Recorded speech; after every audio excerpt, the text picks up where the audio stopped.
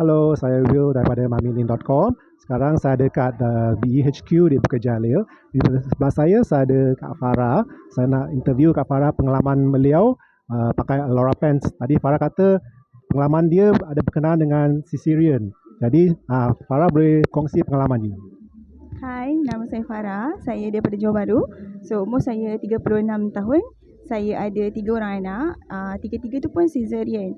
Okay, start daripada first cesarean tu pun, I dah mula rasa sakit pinggang sebab abuse kan. Sakit pinggang ke bawah tau, kaki mula sejuk. Dan kalau pijak lantai pun tak boleh. Start from there, I dah mula kena pakai stokin. Tapi what happened to me is, until yang anak yang ketiga pun, I kena masih mengalami masalah yang sama. I makan painkiller, I tapak koyok, macam-macam dah cuba selalu pergi urut, still tak baik juga. Then on November 2023, I jumpa I punya leader lah. So dia promote Alora Pants.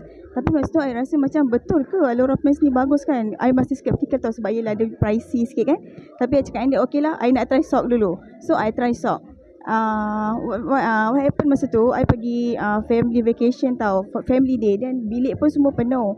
Jadi I kena tidur dekat atas toto, dekat bawah kan, bentang comforter. I memang tak boleh sebab I tahu bila bangun pagi besok I akan cramp satu badan. Tapi I teringat, semalam I baru beli Alora Socks, masih lagi dalam kereta. Dan malam tu tidur, I pakai Alora Socks tu. I tidur, yang surprise besok pagi I bangun, kenapa tak ada sakit badan? Tak cramp. Then the next day I call Amanda, I cakap dengan dia, I nak beli Alora Pants lah. Then I nak tahu marketing plan.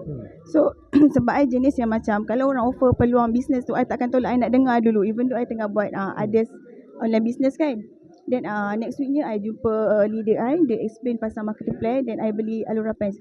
Then surprisingly I pun masa ada sakit lutut juga tau. Yelah walaupun umur masih muda 36, tapi sakit pun dah macam orang tua juga. Then I seronok lah bila dapat Alora Pants, Alora Socks, banyak benefit untuk I. Okay, that's all.